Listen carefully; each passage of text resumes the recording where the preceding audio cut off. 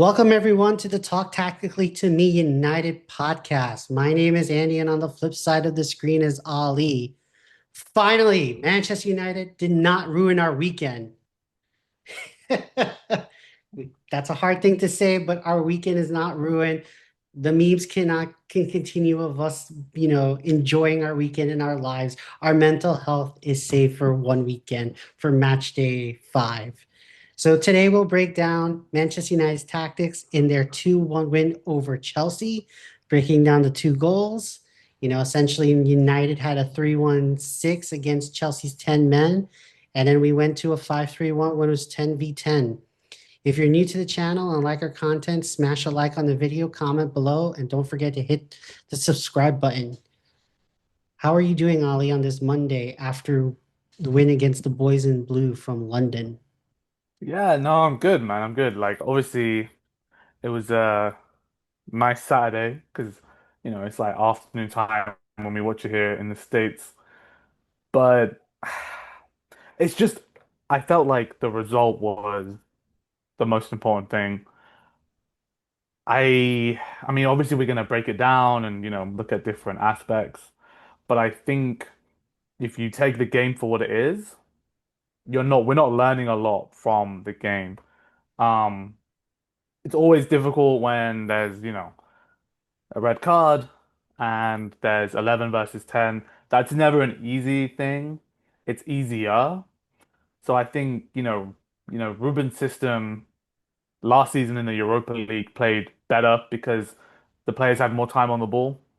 And the system it's a pretty good system like when you play against 10 men, like, I think big thing I saw was like Bruno had more time and space to go forward, and even Delict on the as our right centre back, like he had more impetus to come in and delivering crosses. Got a couple of tactics on that, but yeah, it's always just a difficult, against 10 men. It's kind of difficult to see what our true measure is against a full Chelsea 11.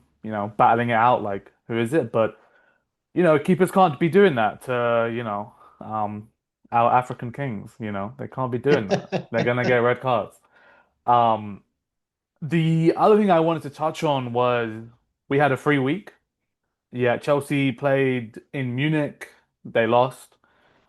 And I'm just, it was at Old Trafford. That's why I was confident. I was just like, it's at Old Trafford. Atmosphere this season seems to be like up there, you know.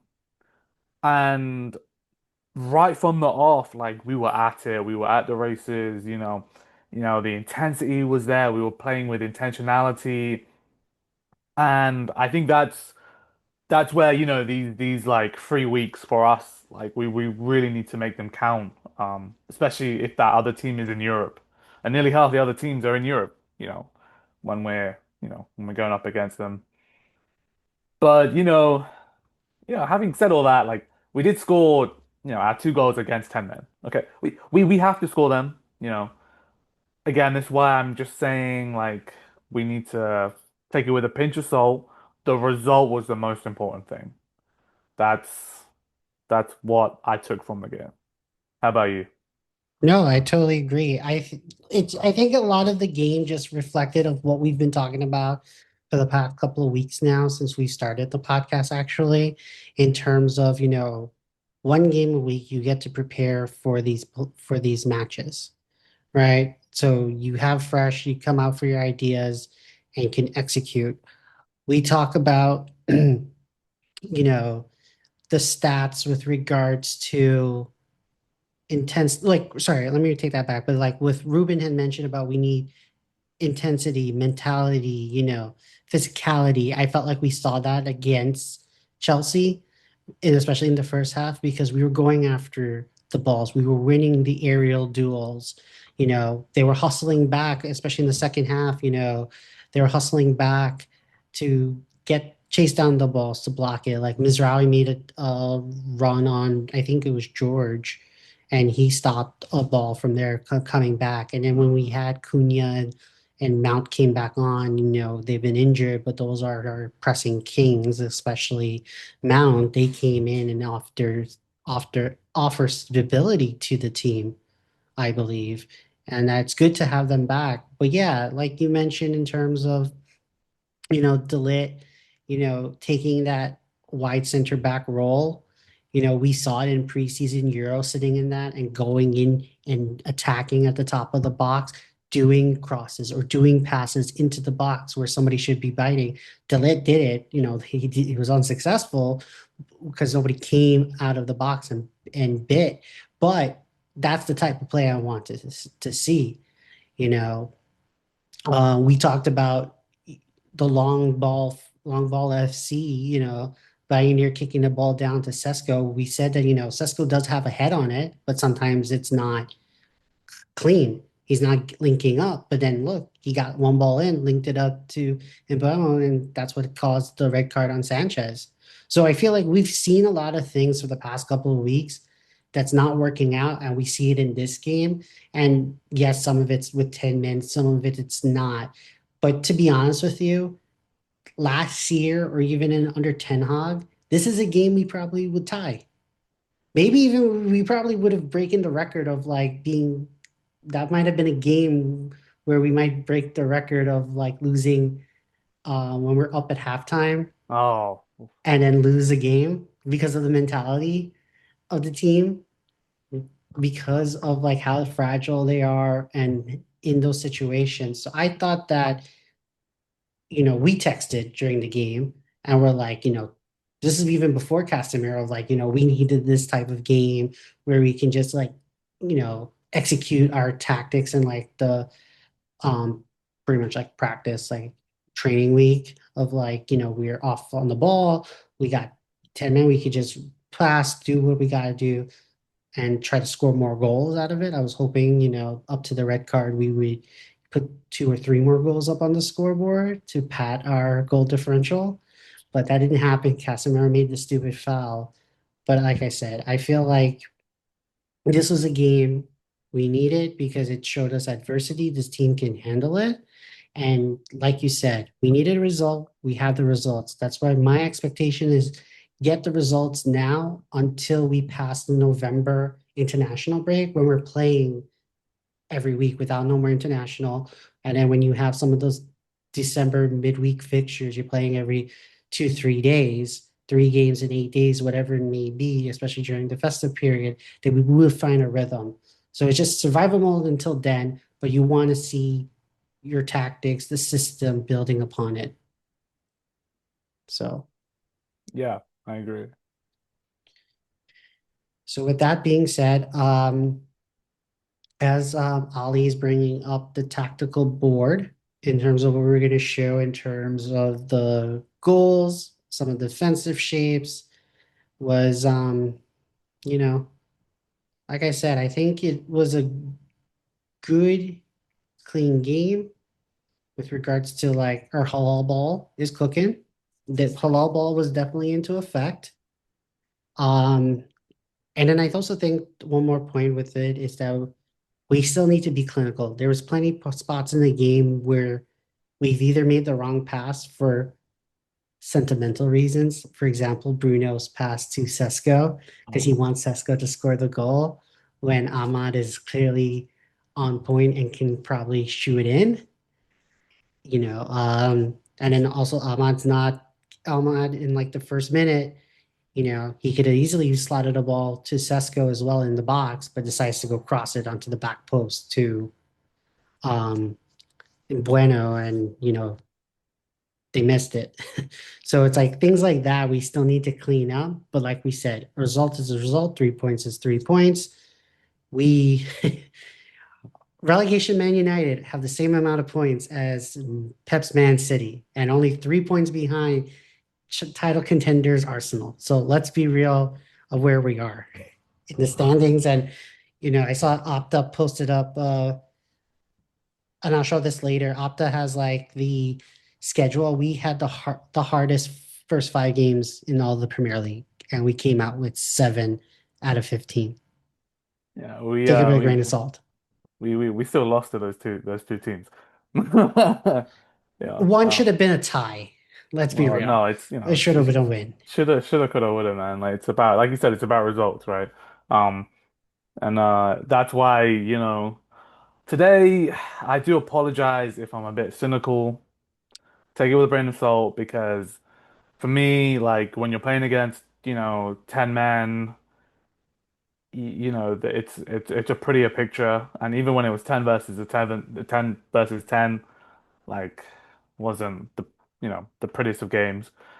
But I wanted to start off with when it was 11 versus 11. I really like this passage of play.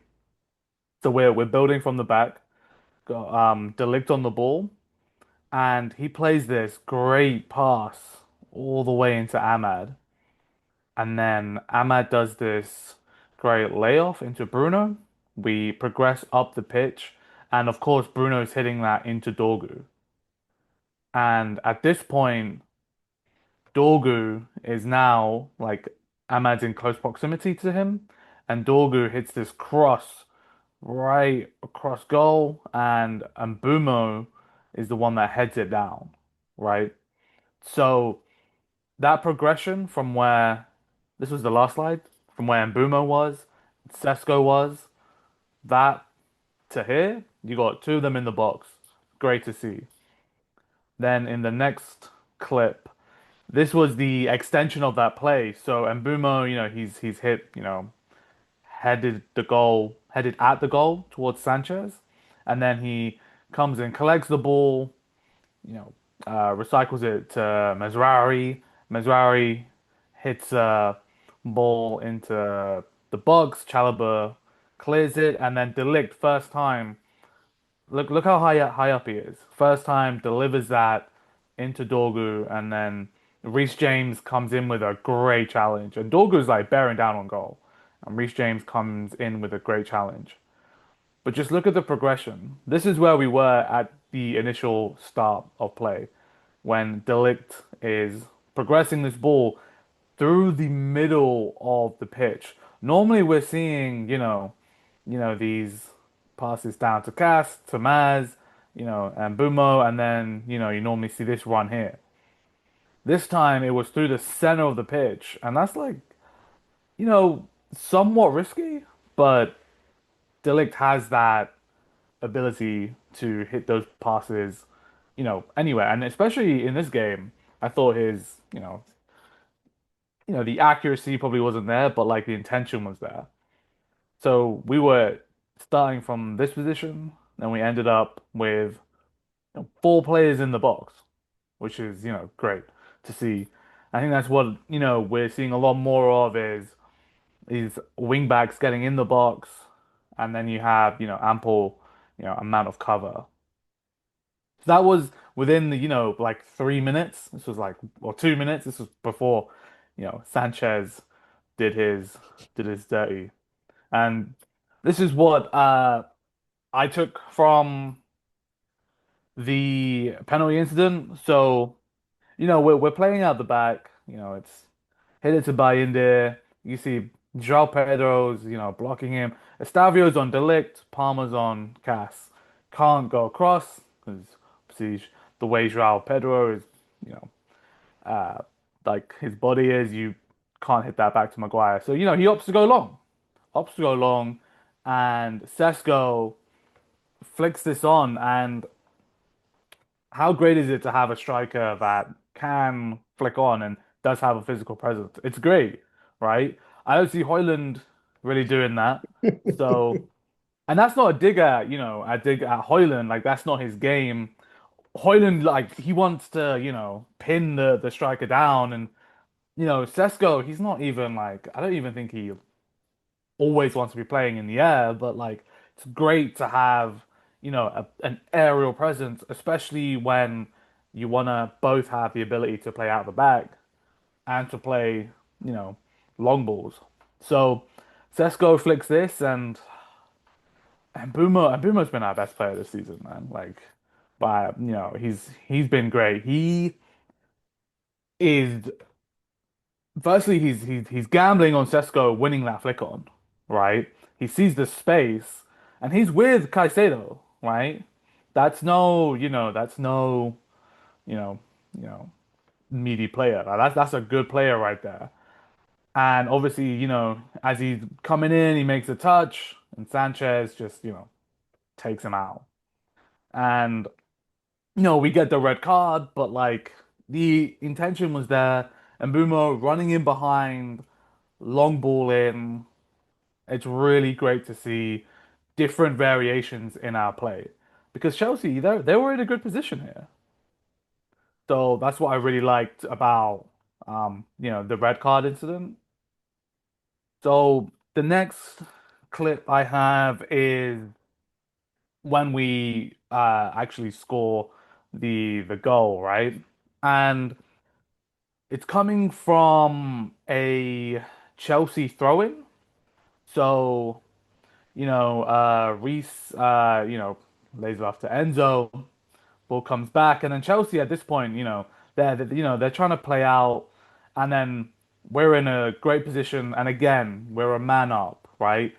There's a reason why psychologically some of these United players are like, I can take more risk, right? Shaw's probably up higher. Bruno is, you know, he's the guy that's going to make the difference because, if there's another player here, that's going to alter, some of these players' positions.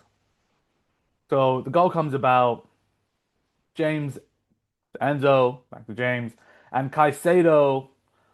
Dorgu's pressing James, Ahmad's pressing Caicedo. He tries to make it clear it comes off Ahmad. And now this is what I love to see is the second balls, right? You want to fight for them. You're at home. You need to be challenging for this. And Mbumo comes across, right? Comes across and Chalobah, he's also running too, right? There's, a lot of competition here. And then Mbumo lays it off to Ahmad. And Bruno at the same time once the second ball is, once Bruno is seeing the second ball and he's seeing that Mbumo and Ahmad are like in a good position to come and attack, he makes this jump. He comes down here, Ahmad comes out with the ball, really, really lovely outside of the boot across to Mazraoui, and then we end up down here and Mazraoui puts in this great cross to Dorgu, which is wing back to wing back. Ruben's system, play style. You might hate the system as much all you like, but like that is his play style. And Dorgu back into the middle of the box. And Bruno gambles. This is what is just great about Bruno's attacking number eight presence. He is going to gamble or he's going to switch off, right? Those are the two sides of Bruno. And in this case, you want someone who's going to gamble, right? He gambles, tidy finish in the goal. And one thing that I noticed in the VAR replays was I was looking at Sesko's like body position, he's not gambling. He's not anticipating. Like you can tell the pace, it's just a little too quick for him, and that will come with time. I'm hoping, right? But like Bruno, he's basically uh, an old geezer in the league now. But like he knows the pace of the league. His attacking intent is there, and if Sesko even tries to attempt to go for that ball, he's offside as well. That's the other thing. Bruno he's onside and he gambles and he scores. So just wanted to highlight kind of like the Sesko thing because if Sesko was offside, Bruno wasn't. Bruno was gambling, Sesko wasn't gambling. So that's how the goal came about. I just look at the amount of players we have in the box, wing back to wing back. Love to see it. This is Ruben's, attacking system, and again, it is against 10 men, so take it with a pinch of salt. But you can only beat what's in front of you at this point, right? And like you need the result as well. So, I really enjoyed seeing that goal. Um, the The second goal was I haven't covered it. It's it was like basically a set piece. Um, I'm not the I don't love to cover the set pieces. In fact, I'm not gonna cover the goal Chelsea scored. Again, it's a set piece, Right. but yeah, it's The only thing I, yeah. sorry, the only thing I would take away from our second goal, and it's like similar to what the first goal was, is that we are getting halal ball involved. Because that was from Mazraoui to Ahmad back and forth and then in. Because I think it was Mazraoui who makes that cross into the box. A couple of heads lands to Casemiro. And, going back to your point with, what we've seen in the box on our goal is like, this is something we talked about in terms of we want our wingers to attack the line or Brian go down onto the touch line and do whip balls into the box where somebody can attack it. And I feel like this game shows it. Yes, 10 men, but it showed the intent. And in terms of your argument about Sesko, we've seen all the highlights where he has made that play, where he has been on the opposite end of that ball because he's hungry in the Bundesliga. And I feel like, yes, I think in over time, and once he gets accustomed to the pace and knows positioning and bodying, I think he'll eat up those goals. Because I feel like we are starting to put balls now that we have Mazraoui back and he's roaming either as a right center back or as a wing back, playing up and linking up with either Ahmad in the 10 or wing back and Brian and Bruno and Bueno in that attacking mid position where they're going to get crosses, and it's a matter of time before Sesko links up with one of them. Yeah, yeah. Yeah, it's just something I'm noticing is he's like I'm seeing good things from him, but I always measure like the striker. If you're the striker of Manchester United, you gotta be the man. Like you and Bruno is kind of like, yeah, I'm gonna be that guy, right? Like Sesko is only 22 years old, but part of being the Manchester United striker is you gotta have that pressure on your shoulders. And you know, he's just not there yet. I think I think he's almost gonna have to be a striker like Haaland. Like he's gonna not have many touches. When he does, he needs to link up, play well, and he needs to put away his chances. His touch needs to be decent, and he needs to put away his chances. That's why Rasmus struggled. Rasmus struggled because he wants to be involved a little bit more. Like our striker in this system isn't that involved. You just need to be in the box. Um, so obviously when Cunha and and Bumo like when that forward line is you know back together, like I'm hoping some more link ups would be happening.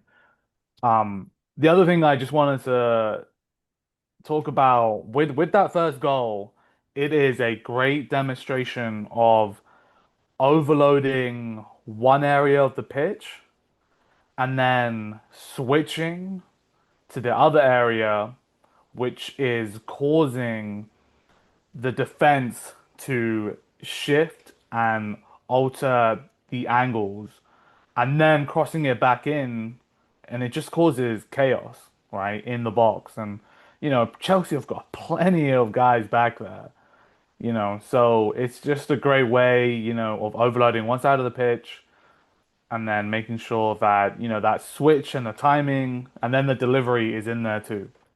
So that's a great example of that. And that's what you need to do against 10 men, to move the ball from side to side. That's a great illustration. Yeah, and we've seen it in his play even with 11 on 11 of it, either the ball playing center back switching up play because we've seen, like you mentioned before, Delit has done it cross pitch. We've seen Harry done it as well in the system. And then also now the wing backs are getting involved of switching the play and just hitting on the break. And that's what we need to see. And again, you know, the XG stats have been very controversial in the past couple of days now with all these Twitter accounts and, other pages have looked at XG as like misleading or, it's yeah, misleading about it and things of that nature. But when you look at the switch up a play, getting into the box, the shots that we're taking, the chances that we're taking, sooner or later they're going to hit, and sooner or later we're going to start scoring more goals.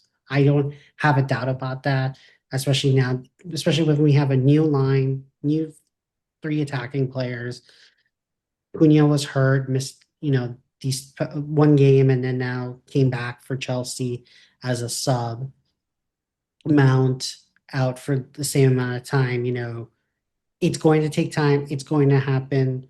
I think we're just going to repeat this on till the cows come home ad nauseum. Just get the results. The football's not going to be pretty until we hit after international November international break.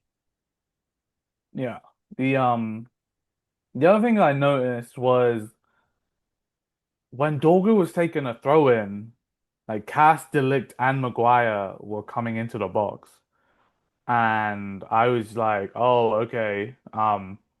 What's cool about that was when it was on the left-hand side and Dorgu was taking the throw in, we had this like Dorgu was out here, Shaw was out here, and then Bruno was they had this like nice triangle. And nothing actually happened, but I was like, if you got Maguire, Cass and Delict in the box, like that's great aerial presence, especially when you have Dorgu, Shaw, and Bruno on this side of the pitch, like potentially crossing that ball in. And I would love to have Mbumo on this side of the pitch, in case anything comes out this side. I thought that was like a interesting beat. They were intentionally flooding the box with their physical presence. That was just a cool tweak I saw. And getting the height into the box. Yeah, exactly. But yeah, that's everything from the tactics board on my side. Right. So the thing that I wanted to mention while we get the other screen up about like the stats was when with regards to the um Chelsea's goal, the set piece. I thought that set pieces were still being sluggish coming out of the box, and it's starting to get to the point where we're not closing down because the both Euro, Dorgu, and Shaw gave so much space to James for able to him to go and cross that ball in. Like they didn't go down and close him down with intent. And I felt like that's what caused us. And then prior to that, I did like the offside trap that they did on James, which should have, he was already offside. I don't know why they didn't give the offside. They gave them the corner. I feel like we've seen this now numbers of games where now they're playing the offside trap of like having the defenders in the 4 or 5 back line going towards the top of the box, and then they would just stop, and the opposition players continue their run, and they were being in an offside position. I've seen that quite a lot, especially when they're playing higher up. We haven't got burned by it yet. I don't, and I think that that's one improvement that I liked and saw from the team of this new offside trap of just dragging the opposition down with you, but then placing a stop as the ball's hit. And I've seen, you know, a lot of like Pep does this, Arteta does it. Well, Arteta got burned by it by because he did try to play the offside trap when on Holland's goal. I think no, I I'm not think sorry, that was not Holland goal. Martinelli's goal. He played oh they Pep. yeah, Pep, sorry, yeah, Pep tried to do the high line offside trap, but then he got caught with Martinelli going behind the line and Yeah, got screwed with that. yeah. I feel like, if you want to say the whole notion of Ruben is not a top manager because of his system, because of the 3-4-3, whatever it may be, if you watch City, Arsenal, Liverpool, quote unquote top tactical teams that win, other than personnel, I cannot, other than personnel and some pressing styles and attacking styles. I cannot take away from, you know, the same, I can't take away from it of like, literally this, it's the same exact thing. It's like you have, it's pretty much like you're doing like a college essay or whatever. I'm not trying to trigger people going back into the days of their uni days, etc. But the point being is like you have an outline, right? And the outline of how you play from the back, pressing, etc. I feel like all Manchester shares the same outline with Man City, Arsenal, etc. It's just the bullet points underneath are different because of personnel, manager's personal style, whatever. But I feel like the framework is there to help us to become a, you know, better team. And we will get there tactically, especially once we get, players in with recruitment or that the players buy into what Ruben is saying. Yeah, I think an element of that is Ruben improving the players, right? I think you can improve players tactically. And, speaking to an Arsenal fan, over the weekend, what I was really wanting to express to him was like Mainu needs to adapt some of his technique, right? Like he needs to be able to play, these longer ranges of passes, being able to have that switch of play, that needs to get coached into him. That, or he needs to learn how to play as a CDM and like defensively be next to Bruno. And it looks like Ruben's put him as, Bruno's number two, which, his game is more catered to with two stacked in the number 10s. I think he's more easily adaptable to the number 10 roles. But Ruben's like, it looks like he doesn't want to push Mount into, Bruno's role, which, would be interesting to see. But again, Bruno, Mount, and Mainu, they don't have this defensive radar at the back of their head, which when these cutbacks come, like we struggle. So yeah, all these other coaches are great, tactically, but also they're able to coach their players, different and like for those players to actually learn. So that's a really important topic. So I mean, who can you really say that's improved under Ruben? It's been a year-ish. That's a good question. So that's an element of being a good coach, right? Ruben's almost gone like, you lot are rubbish. And like Rashford, the, Anthony, the bomb Sancho, squad. Bomb Squad, like bye, right? Even like Hoyland, right? And I feel for him. But like where is it's more of a system rather than improving individual players. And when I was having this conversation with my mate, we were also talking about the academy, and I'm just like, you know, like where's that at? Like, do we have a Mhm. number A as an academy product? I know I told him about Kone. He had a bad head injury, but yeah, like Arteta, like Lewis Skelly's coming in, Wanieri's coming in, Man City, O'Reilly's comes in, Rico Lewis comes in, like Liverpool with Bradley, the right back, and Jones, the young Curtis Jones and the young guy who scored against Newcastle. Like, Rio. yeah, so like, do you see like that? You're improving players. You're also adding financial value to them.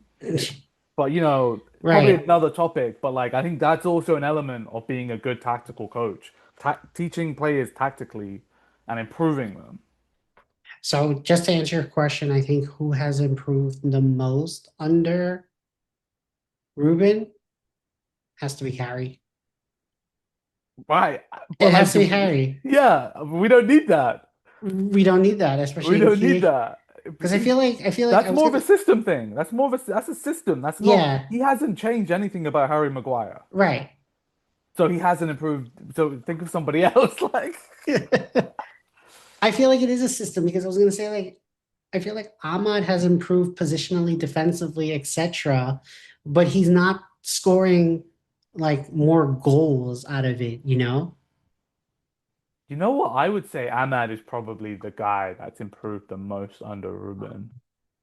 Yeah, it's not an output. It's not an output thing. It's defensively Right. and it's progressing the ball. But then again, it's like then we go back to the same issue of like, is it him being better or is it because of the system? It's him being better. That's how I see that. Because before I didn't see Ahmad like in build-up play. I didn't think he was that good in build-up play. Now I'm Right like, under Ten oh, Hag, under yeah. Ten Hag. Now I'm like, under Ten Hag, it's like dribbling and like attacking play. But now it's like defensively, Ahmad knows how to press Right. and he knows how to progress the ball. So, Right. oh, we have one. We have one. We have one. That's I could think of. Yeah. I don't think the load has improved. I'm trying to think of like the load hasn't improved because I feel like he's so ingrained in inverting into the midfield that he hasn't been deprogrammed from it to play as a proper winger. Yeah. So that's Yeah, yeah. so I guess that is the one. Ahmad is the one. I'm on the one. And you got to think about time here. This is why you got to give coaches time, but like you coaches also got to get Right, results, right? right, And it's not easy bringing academy players in, and especially we were in such a turbulent situation. So right. giving some grace there, but that is something I've now got my attention towards. Is like, are you going to be improving some of these players, the youth players? It's Manchester United. Like people are already worried about, that incredible record we have of having an academy player in the squad. So.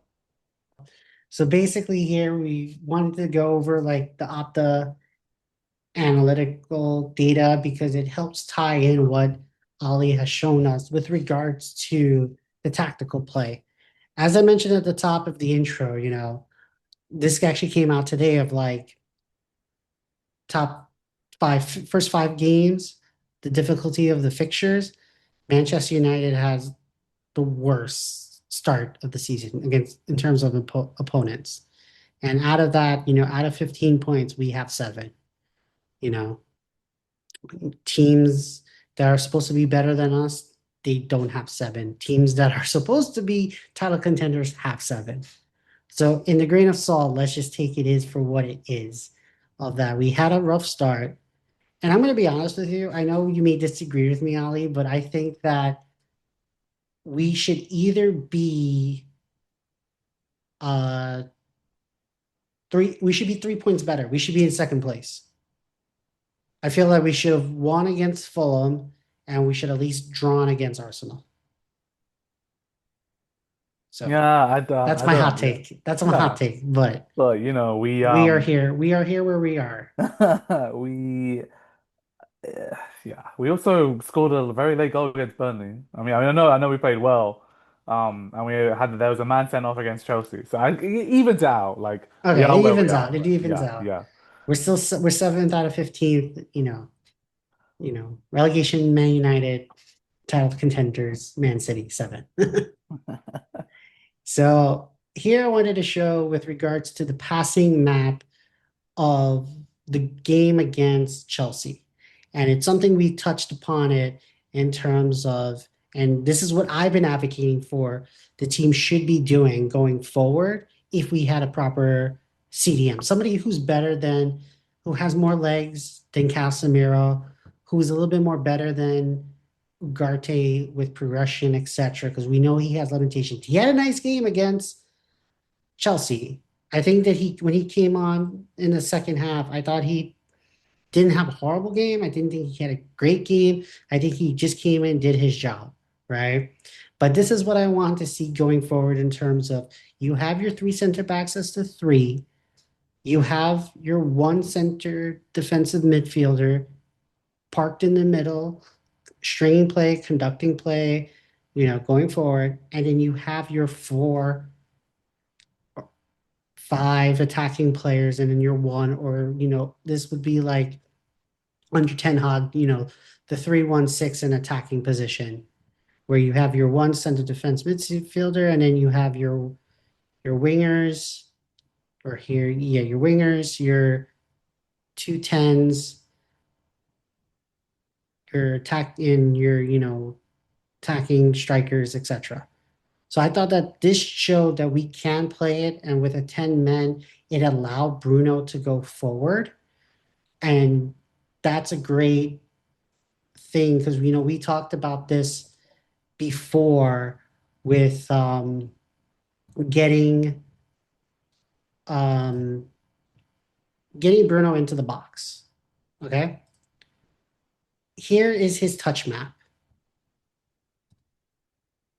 against Chelsea. We can see he had one, two, three touches in the box. We know that one touch was a goal, right? This is what we all want to see. This is why if you have that one center defense midfielder to control the play, he doesn't need to play next to him to control the possession, etc., or keep the stability in the midfield. He has the when you have that one person there, he has the freedom to go forward. And I thought that, the everyone's moaning and complaining about it that we need to have him in this role. And here we've seen he's there, he gets a goal. Now I just want to go back to what we showed last week with Man City. Man City here, he was not really in the box. And we didn't create that many chances and we lost 3-0. So I think that we need to see progression in this, and that's just where we either need to be more clinical, to be honest with you, be more clinical and score goals. So he allows to do this more into the game because you have that cushion 1-0, 2-0 up. You have the conditions and the license to be a little bit more aggressive. Don't need to play so into the back. You have the license to go forward and create the chances. So we can see this happening eventually. I feel like I don't know, Ali, is this like a system issue or just position in the game? Because a lot of it, the times we have been chasing, and it kind of skews the whole thing of if he is coming forward or he likes to hang out in his favorite spot where we were talking about that triangle of the throw in with Patrick, Luke Shaw, and him. If I were to go back to all, he has a lot of touches here in his little sweet spot. Or when we're attacking on the other side as well, he has it. So I just want to get your thoughts in terms of, is this the system player? What can it be to explain? I think it's situational to the game and the need for the game, Mhm. and that's a sign of a great player, right? Because when the game is dire, you need someone to step up, and like Bruno is, he's gonna want to step up. The only caveat to that is, when he does step up and he doesn't produce something, the whole formation is exposed because he's choosing to step up, and we don't have adequate enough, CDM next to him. But like again, we played against 10 men. You could see his intent was like, I'm gonna go forward. These lot at the back, they can figure it out. Whereas when it's 11, when you're like drawing against Burnley, when you're doing okay against Fulham or need a goal against Arsenal, I'm gonna try and push up a bit more. Or, even the opposite, like, he'll drop deeper. He'll drop deeper and like say Mainu or whoever, like, you push up. So I think it's dependent on The situation. the situation and also like the time in the game. Yeah. Yeah, I agree. And I just feel like the fan base just complains a lot about him being in the touch. We have to be realistic of situationally where we are in the game, you know, being clinical to get those goals, so to afford him that time to go forward. And it time will tell, we'll see. But I think that this was one positive of like, yes, he's in the box. He has a lot more touches this game, scores a goal, we win. We can move on. Yeah. Now I just want to go to Delit, right? Because like we've mentioned before, we saw in preseason that Ruben likes his white center backs come into the top of the box, do crosses, do key passes into the box so attacking players can get on the end of it and make something happen. Right.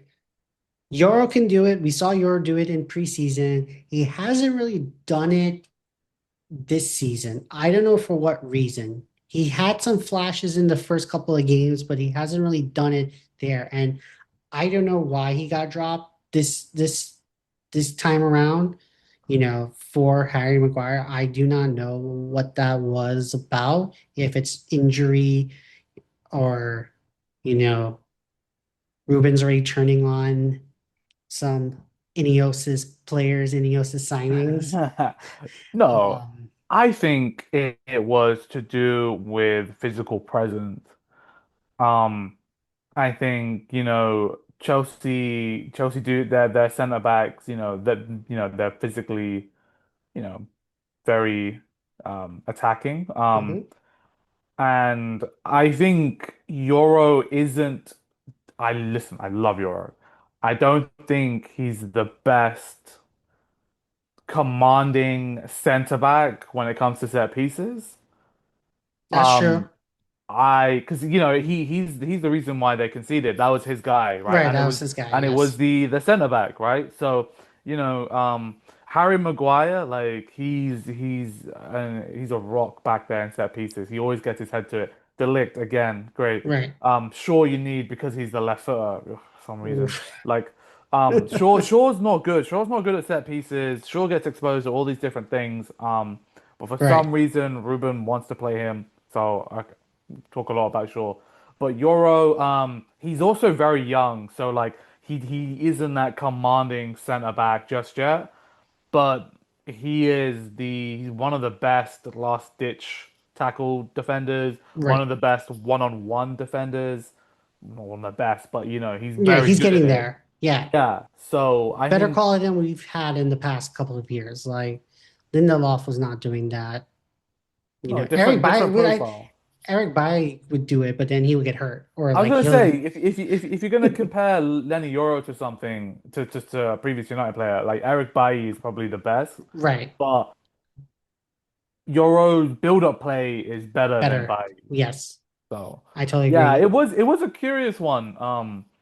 But I mean, even thinking about Brentford, I know we're gonna talk about it. Like, I Right. think that's gonna have an effect too. Yeah, I want to give a shout out to Michael. He texted me during the game and was like, when after we conceded the goal, and he was like, Harry Maguire would clear that ball. That's a Harry Maguire ball. That would have been cleared out, no goal. Yeah. And I think we saw it. But you know, the reason why I brought up Delit again, it's because we see here he was in this right center back attacking role. This is where I want to see our, right center backs, even our left center backs. Shaw has his moments there, but I feel like on the right side with Brian Buemo, Ahmad, if he's playing wing back, or even now Mazraoui back, this side cooks. Like this side is getting the balls in, and I feel like we are sooner or later going to get results out of it because we see here now, this is where he was most of the game. Now we're going to go into the passes and we're doing open play passes only because I feel like this shows what I was talking about because these two balls right here, Delit was hanging out around here in the where we saw in the heat map, cross balls in. Nobody was on the end of it, but he had a lot of space. There was nobody in the box. Everybody was lined up on the line at the top of the box. And somebody times a run right, that's in. Let's be real. And I feel like we need to have more of this in the play.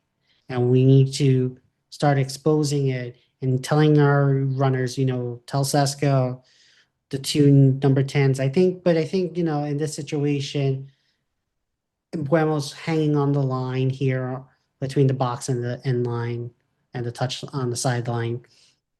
But I think that now that Cunha is back, having Sesko and Cunha, these are balls that they should just be on the end of it.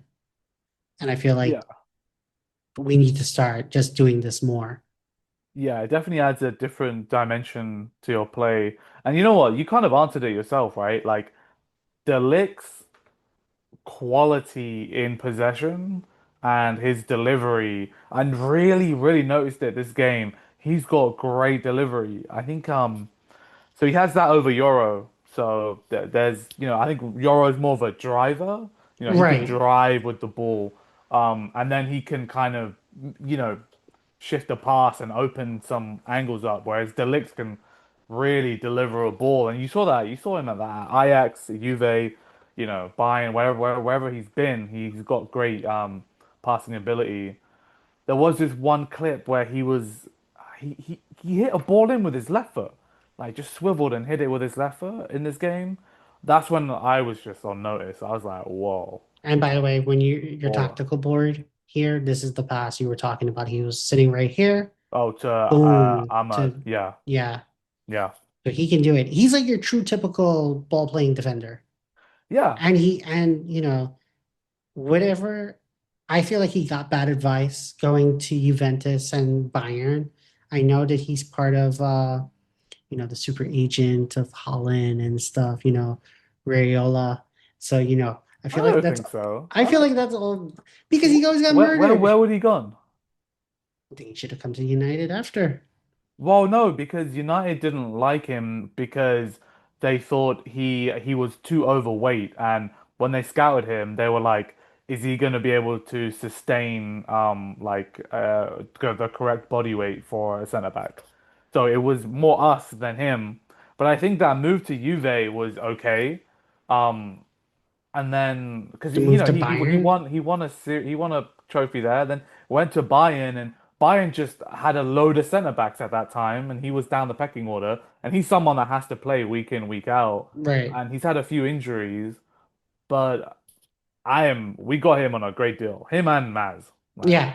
Maz is like a steal. Like, thank you for the 13 mil, yeah. drop in for taking on, you know. But like Delig's ability is that's a steal as well. Like that, Right. he's not slow.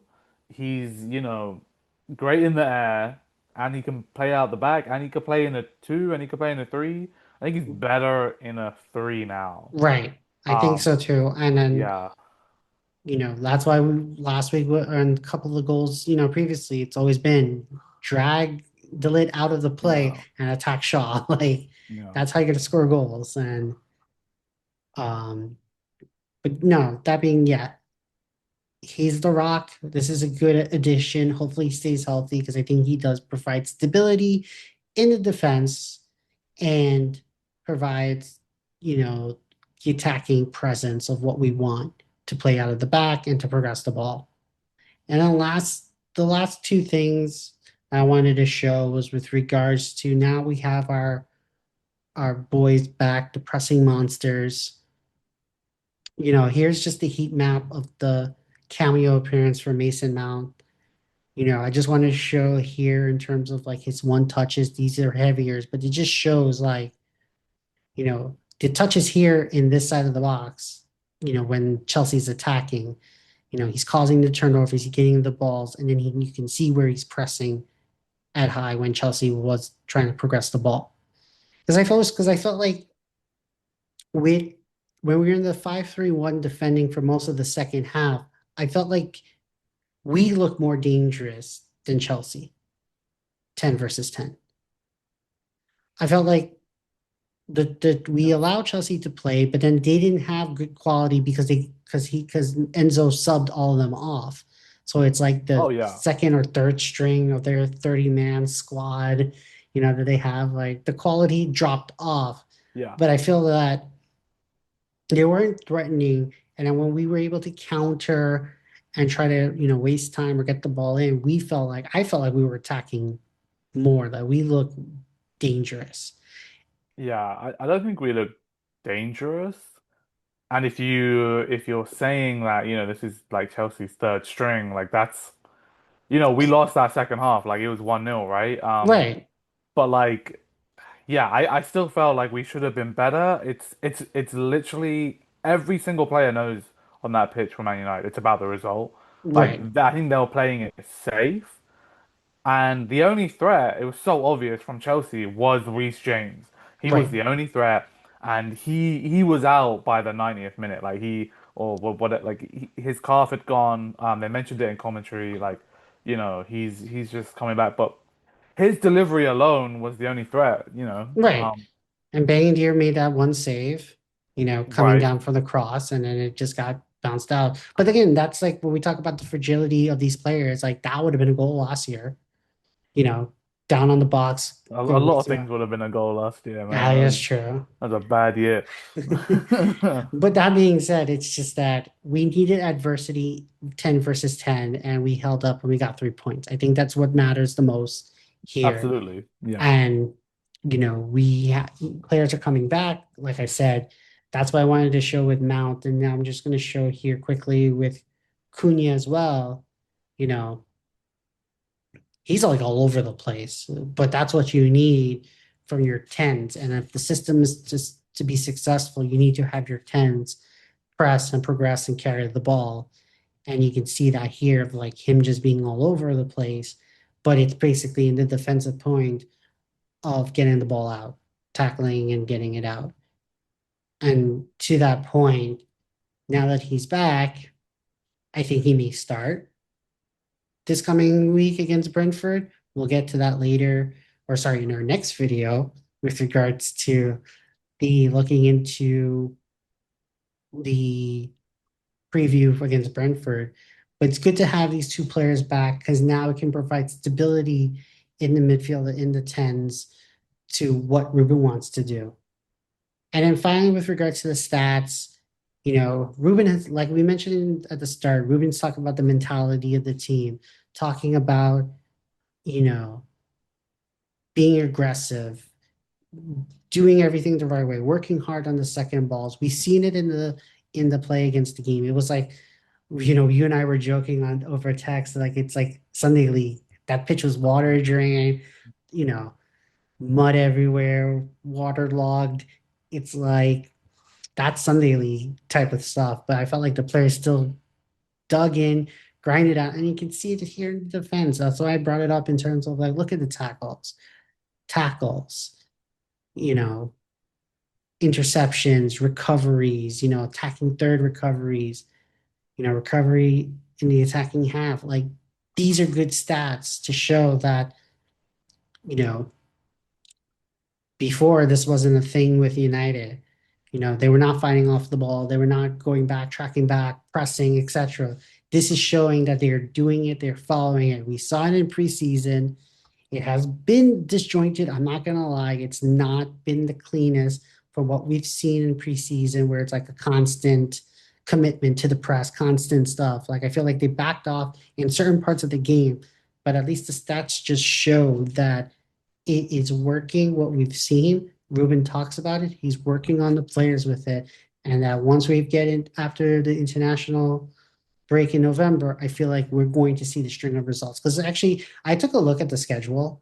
Like, we only play Spurs. Everyone else is not even in the top, top half or like, the big six, quote unquote, big six until the third week in January. That's about a good 10 to 13 games that, on paper you should win. But with this Yeah. United team, it can be hit or miss. But out Yeah. of 13 games, you should expect to win at least 8 or 9 to be competitive. Yeah, you just don't know the situation, and then yeah, I'm like any fan. I look ahead at the fixtures and things, but like Christmas is a weird time. You get weird results. You get players that are injured, suspended, accumulation of cards. So yeah, you don't know where your team is gonna be around that time. But yeah, you just want to be in the mix kind of thing. But yeah, it does seem like a decent run of fixtures. But like sometimes I mean, under Ten Hag or other managers, we play great against the big teams because we could play counter attack. Um, so yeah, and then we struggle to break down the smaller teams. Is So a low block. yeah, so it's. like I said at the start, like I didn't really learn a lot about Ruben's system in this game. It was more about the fight. But that first 5 minutes when it was 11 versus 11, you know, we really came out and like, smashed them. So, every week I'm like looking forward to seeing what this, team is gonna bring. I think without Mount and Cunha, I was a little bit more like, oh, like there's a bit of pace and impotence left gone out. So, you know, great to have them back for these next two games. Really, really need these two victories, man, because Yeah, that would just really put us in a good position. But let's take it one game at a time. we And beat I Chelsea. also, yeah, we beat Chelsea, so yeah, like let's just see where we're at, before the end of this next international break. This is our Chelsea review. 2-1 win, 3 points, tied with a bunch of teams with 7 points. Off 3 points off of second. It's worked. The system, whatever. I like Ali said. You haven't really learned anything because it's 10 aside. But win is a win. 3 points Yeah, is 3 points. We'll take it from there. It was a pleasure talking to you, Ali, breaking it down with the tactical board. And that was a very good question about who has improved under Ruben. That got me thinking. Good job. we're gonna need to clip that. We We need need to to clip clip that. that, and we're gonna have to send it out to you lot. Let us Exactly. know who has improved under Ruben Amorim. We have Amorim. Yes. That's it. That's all we have. Maybe Harry, but he's not part of the Wow. system. Yeah, No target forward here. yeah, exactly. All right, everyone. Thank you for joining again. Like, subscribe, leave us a comment. We enjoyed, and we'll see you on the next side for our Brentford review. Peace. Peace.